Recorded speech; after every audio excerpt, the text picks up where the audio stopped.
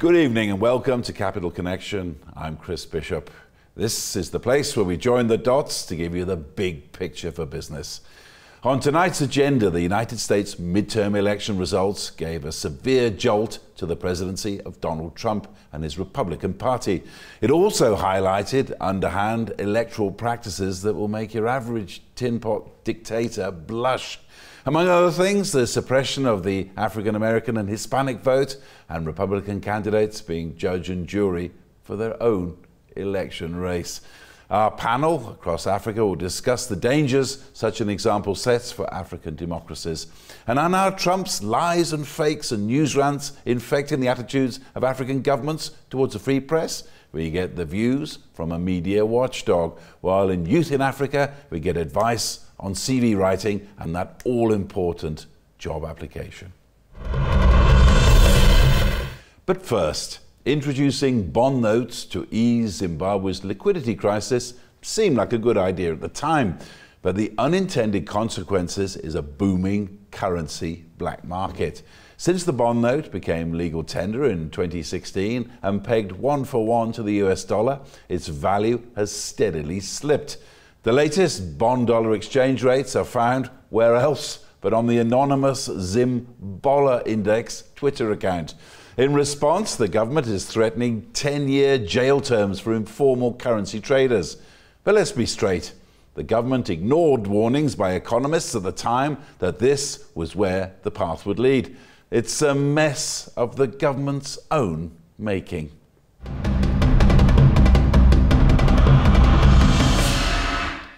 Now, for many people, the highest rung on the job ladder is the first step. Now, joining me to discuss the art of the old CV and applying for that all-important job is Mkhaeji Margaret Mbuyane, or the Director of CV Desk. Now, thank you very much for coming tonight. I get a lot of CVs across my desk, as you can imagine, here at CNBC, but so many of them look the same. How do you get that CV to stand out if you're going to write it? Evening, and thanks for having me. Firstly, we have modern templates, right? And all CVs are basic. The structure is basically the same. What always has to stand out is what the employer is looking for when you apply.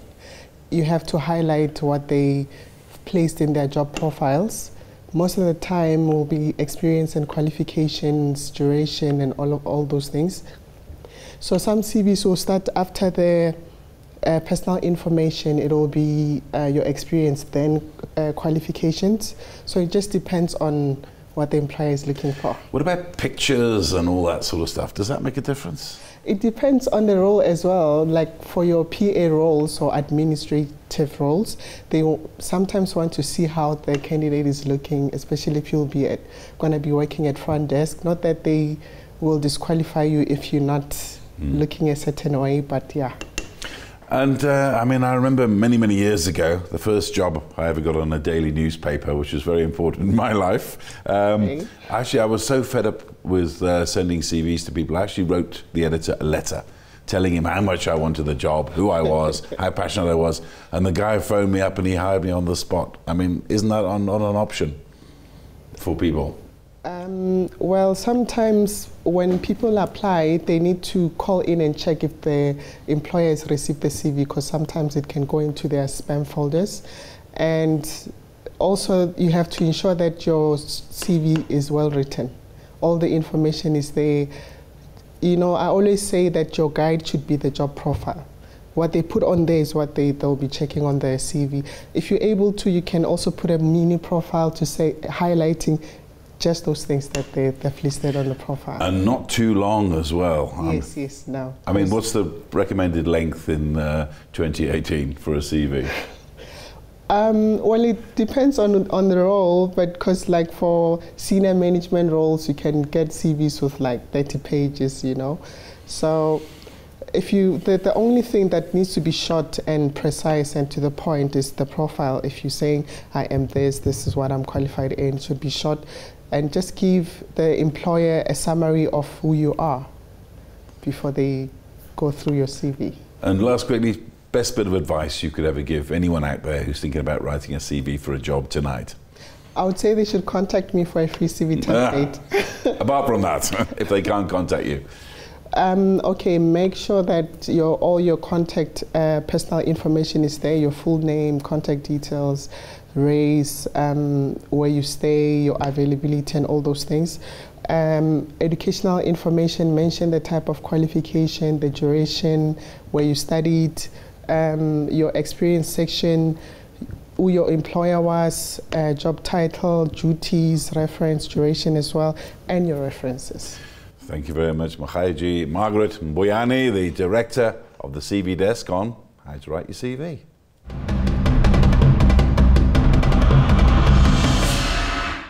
Now let's talk about two of my favorite subjects, freedom and journalism. Now, in the strange world of US President Donald Trump, the free press is the enemy of the people. And Tanzania, just the other day, 2 journalists, ironically from the Committee to Protect Journalists, were detained.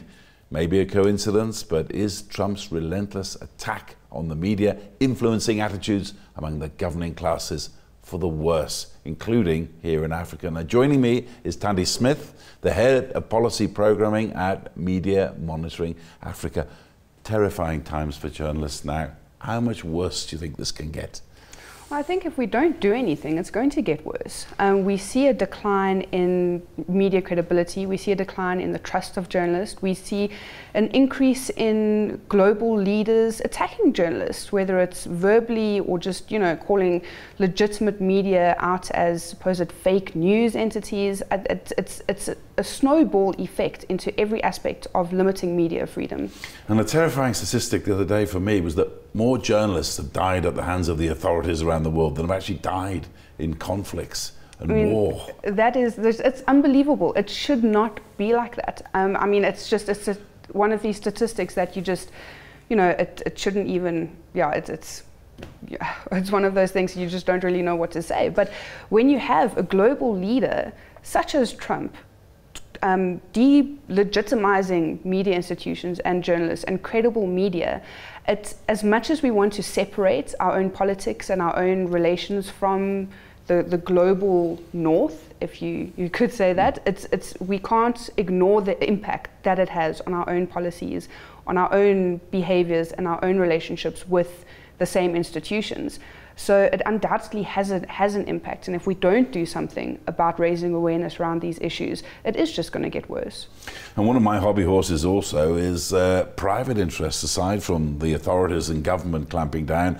Private companies, when we deal with them all the time, sometimes people will come and say, you can't do this, you can't do that, we're not going to talk about this, we're not going to talk about that. I mean, what is that? I mean, if you think about the traditional role of media and the sort of models of media ownership and your more theoretical frameworks around how media operate, you've always had either a political or a commercial interest in media. And that's not going to go away. I don't think that we can, ignore the fact that there are going to be commercial interests in media, but it's about how you deal with that and how you manage it and how much independence and media freedom there is to operate in society and in this day and age.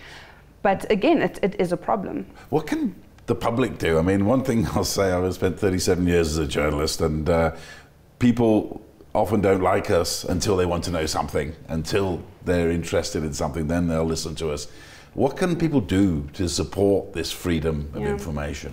Well, I think that it's not just the responsibility of the audience. I think that media themselves have, as much as we're blaming politics and commercial entities, media aren't doing a great job in sustaining their own credibility as well. So there's a responsibility on media to improve their own credibility and trust with their audiences, be accountable, be transparent, but audiences have a responsibility to create self-awareness around issues of misinformation, around who's credible, who isn't, and hold their own media to account. And journalists themselves, you're right, they have to pull up their socks as well. I mean, it would be this fake news. It's terrifying. I mean, it is terrifying. I mean, it's terrifying, and people. I mean, you see stuff on social media, and you start thinking, can it be true? And you find out, if you're a good journalist, it's not true. But I mean, I don't know, I just fear one day there's going to be a catastrophe because of this thing. Yeah. I mean, there are various efforts here locally with our own organization, with other organizations, really trying to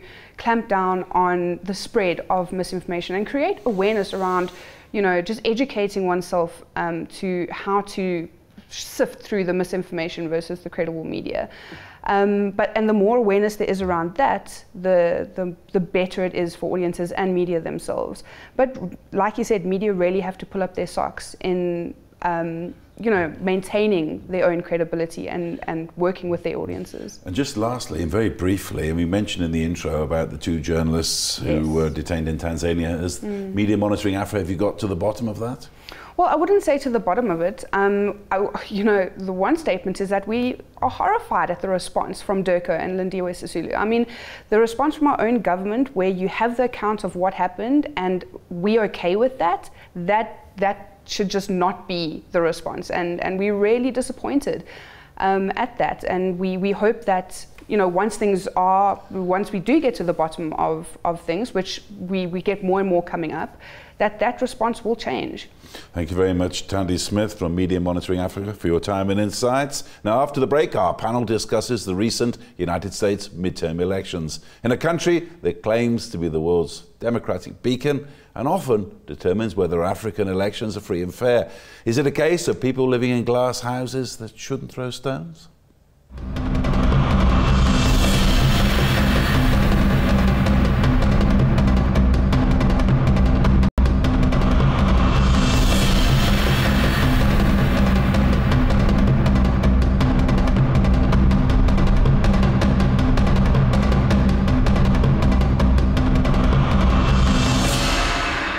Welcome back to Capital Connection. I'm Chris Bishop. Now, US politics and how it's going to impact on Africa. Now, joining me to discuss America's midterm elections is in Lagos, Winston Osuchukwu, CEO of First Alley Asset Management. In Kigali is Prudence Ngarambe, a Doctor of Philosophy and Political Science at Rwanda's Higher Education Institute, MKUR. And in Johannesburg, the Associate Editor of the Daily Maverick, and who in a previous life built a career as a US diplomat in Africa and East Asia, Brooks Spector. Welcome all. I'm just going to quickly go around all of you. Just a brief statement to start with, how you see the midterm elections unfolding. Well, I mean, in short, the Democrats earned their right to contest for the legitimacy of leadership in the nation. They got the biggest change in members of the House of Representatives since 1974 for them, and that was just a couple of months after Richard Nixon had resigned in disgrace, and so this was a big win. But even more important, although they didn't win the Senate, there are still some seats to be adjudicated even now. They did gain significantly with governors and state legislatures, and those will be crucial in 2 years' time when the redistricting of House of Representatives seats takes effect. Prudence Ngarambe, a political science lecturer at MKUR. Just give us a brief assessment of how you see the US midterm elections unfolding. Midterm elections in the US, to me, does not really change much, because the American democracy, as it has been for many, many years, there's nothing much that you can actually change. But as for me, what makes me feel like a little bit happy is the fact that a Democrat could manage to win a seat in Arizona, where Republicans have been so strong, regardless of the complaints from states like Georgia. But as for me, when a Democrat won in Arizona, for me, I just felt happy about it. And also the fact that we have Democrats who are 47%, and the Republican 51% in the Senate. In my view, this is not a bad thing at all. Okay, now if we go now to Lagos, Nigeria, and Winston Osuchukwu, the First Alley Asset Management. Now you're watching it from a markets and an investment perspective. What are your fears or otherwise for the US midterms? Well, the U.S. midterms have come and gone. I think everyone there's a level of enthusiasm at what the Democrats are able to do. But from a strictly Africa-centric, African investor point of view, I think we came out of this slightly net negative, because what we've seen now is that the populist left made a strong push in the Democratic side, and the populist right has started to become the majority of the Republican end. And the key word in both sides, left and right, is the word populist. And once they start to think populist, they think less globalist, and that means the level of investment or the level of balancing out, outsourcing of investment and services to places like Africa will definitely take a hit going forward, or at least will not have a big group of cheerleaders to continue to push for additional investment in the region. If I could just go back to Kigali before we come back to the studio, how much do you fear in East Africa? There's this kind of swing to the right in the White House, and how it could negatively impact upon this continent. Well, we are not worried at all, because I think East Africa and Africa as a whole, we are a sovereign people, and we are not worried at all whatever direction American politics takes, because US is US, Africa is Africa, East Africa is East Africa, and we are sovereign people, and we are happy with what we are. And whatever happened in the US, as far as I'm concerned, is America being what it is, a superpower, a democracy. They are playing their own political game back home. And to me, it does not worry me much, because America would still need Africa, and we Africans would also still need America, because we are a global society, and everybody has a share in it, and everybody has his own contribution. So the issue of worrying about what is happening in the US does not arise in my view. And just back to you in the studio here, Brooks Spector, you were an ambassador up and down Africa. Oh, diplomat anyway. Diplomat, sorry, diplomat. And in terms of this kind of swing to the right, it seems that the right is still consolidating its position in the United States politics. How could that affect Africa from an aid and a trade point of view? Well, when the Trump administration first took office, like a lot of other people, I was significantly concerned about the possibility that there'd be real cuts in foreign assistance, and at least from the South African perspective, some serious cuts in the PEPFAR program, the aid that goes toward dealing with HIV and AIDS. And in fact, so far, that really hasn't happened, despite a lot of bluster and arm waving and some snarling from the White House. They basically have kept that going because it actually has a serious constituency in society as a whole and within the Congress, Democratic and Republican. Trade is a slightly more complicated problem, because there quite clearly is, as you've alluded to and the other two gentlemen have, that there is a feeling of protectionism in the air. The difficulty in narrowing it down precisely for Africa is that most of the protectionist issues don't directly affect Africa. What it does mean, though, is that the AGOA, the African Growth and Opportunity Act, which is due to expire in 2025, has, at this point in time, really very little chance of getting much in the way of extension or renewal. And if I were advising governments on this continent, I would say now is the time to begin to try to work out bilateral trade relationships with the United States. That's the kind of thing that Donald Trump seems to like. Okay, we'll go back to Kigali now. And Professor Ngarambe, just a comment from you. One of the issues of this midterms has been the electoral process, in particular voter suppression, trying to elbow some people off the voters' roll with very little evidence, particularly in the Hispanic and the African American communities.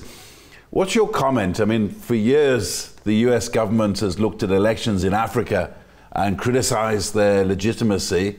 What's your feeling about, say, Florida, where there's a big dispute coming up over the results of these midterms?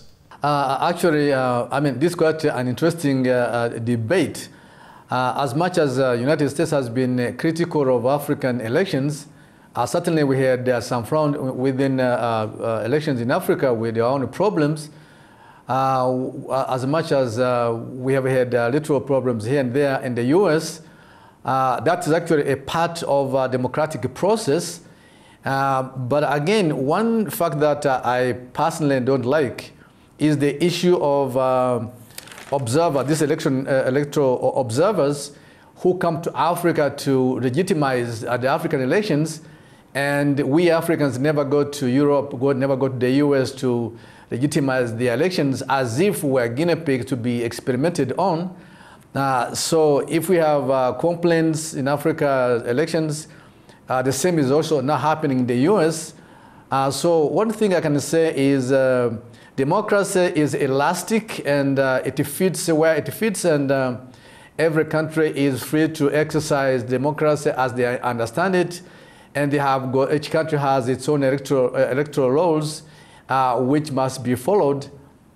So one thing we should understand is that we should be respecting the sovereignty of any nation, and the manner in which they practice their own democracy is actually their own.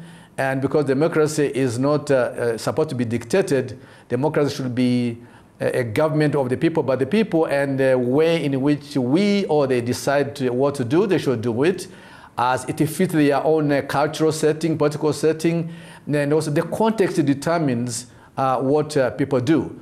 So America should not be dictating Africans on the matters of democracy, because they also have their own problem to undertake, and we also have our own problems which we have to solve in our own context. Thank you. If I could just go back to Lagos now, Winston Osuchukwu, as an investor on this continent, looking at the United States, surely from here in Africa, with these questions over the electoral process, we'd be looking to downgrade maybe their investment status a couple of notches. What's your feeling as an investor?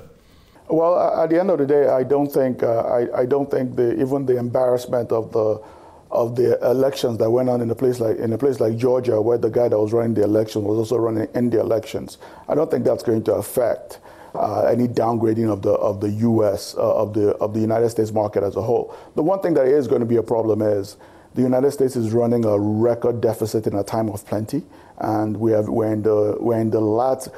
be in the last legs of what has been the longest running bull market of all times. When that bull market turns around, if you're already running large deficits now, that would leave the country with very little ability to handle that downturn on the back end. And for me, at the end of the day, is how does it affect Africa? When that downturn starts to come through and those deficits starts to grow, it will push up interest rates. And as interest rates start to get better and better in the West, Africa and its markets will start to look less and less attractive. So for us, looking forward relative to the U.S. markets, I think there are tough times ahead. Just a quick comment from you, Brooke. Well, I was thinking, when you talk about voter turnout and suppression and all the iniquities thereof, I actually thought it'd be kind of interesting if, say, the African Union were to say, we're going to bring an observer mission to track the elections in the United States. Now, two things are also true, that the world's blanketed with U.S. media coverage, and so you can follow the election in as much detail as you want anywhere in the world, so that isn't an issue. And I do know that there are groups of people that the State Department has invited to come watch the electoral process, but that is different than an official observer mission to watch the veracity or lack of it in any particular election. That said, Florida has a unique place in American history as a place where they have elections often, frequently, and it takes a long time to figure out who has won. Anyway, we'll be watching the outcomes following you. Thank you very much, Brooke Spector, Associate Editor, Daily Maverick in Kigali, Prudence Ngarambe, a political science lecturer at MKUR, and in Lagos, Nigeria. Thank you very much to Winston Osuchukwu, the CEO of First Ali Asset Management. And that's where we'll have to leave it. Thank you to my guests. And join us again every Monday and Wednesday at 6:30 CAT here on Capital Connection. Good night.